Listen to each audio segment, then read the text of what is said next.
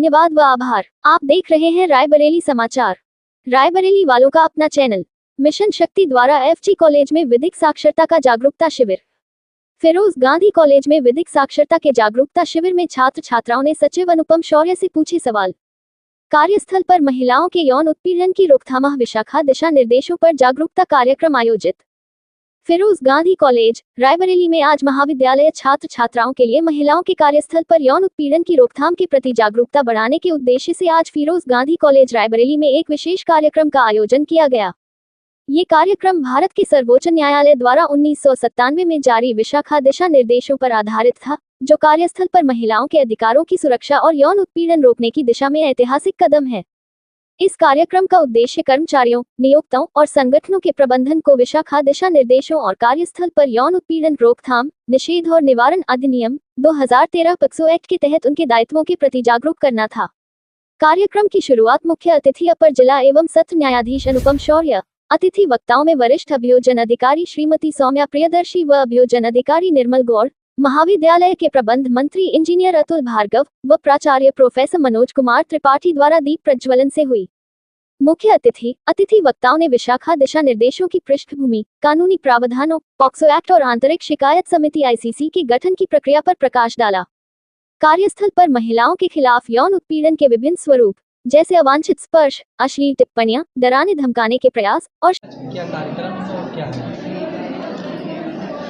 आज 28 नवंबर 2024 को फिरोज गांधी कॉलेज में हम सभी के द्वारा ज़िला विधिक सेवा प्राधिकरण और कॉलेज के द्वारा यह कार्यक्रम रखा गया है, जिसमें एक कोशिश की गई है कि महिलाओं को उनकी सुरक्षा के संदर्भ में अवगत कराया जाए। मिशन शक्ति 5.0 चल रहा है और इसी के अधीन ही यह कार्यक्रम हम लोगों द्वारा किया गया है, जिसमें विशाखा गाइडलाइंस जो माननीय उच्चतम न्यायालय द्वारा 1997 में जारी की गई थी, उन गाइडलाइंस के प्रकाश में जो आगे का अधिनियम बना, जिसे हम पॉश अधिनियम भी कहते हैं, prevention of harassment against women at work place, इसके संबंध में सभी बालक बालिकाओं को ज्ञानवर्धन किया गया, बताया गया जीवन जीने का सही तरीका क्या हो सकता है।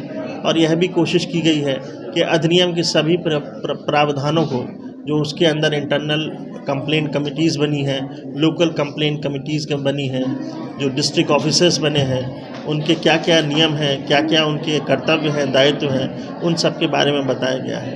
एक अच्छे समाज की निर्माण करने का एक पहल की गई है, उसी पहल के रूप में एक छोटा सा प्रयास भी। बॉयज़ और गर्ल्स ने सवाल आपसे पूछे, उनके क्या उत्तर हैं?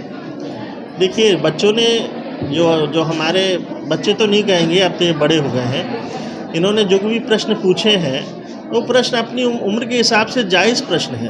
और प्रश्न आने का कारण यह है कि उन्हें अभी संपूर्ण ज्ञान नहीं है, अभी ज्ञान का अभाव है। दूसरी चीज़, वो अभी मैच्योरिटी भी पूरी नहीं आई है। अभी बच्चों में यानी कहा जाए कि लड़कियां अपने दायरे नहीं जानती हैं, लड़के अपने दायरे नहीं जानते हैं। लॉ ने कई सारी चीज़ें क्लियर कर दी हैं कि कौन कौन सी चीज़ें आपकी अपराध की श्रेणी में आती हैं।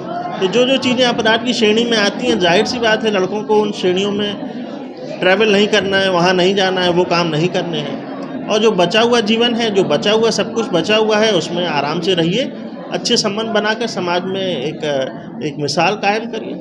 मिशन शक्ति के तहत कोई टोल फ्री नंबर या मोबाइल नंबर दिया गया है, जिससे बच्चों को कभी असुविधा होती है तो उसे फ़ोन करके बता सकें? बताएं कौन है मिशन शक्ति?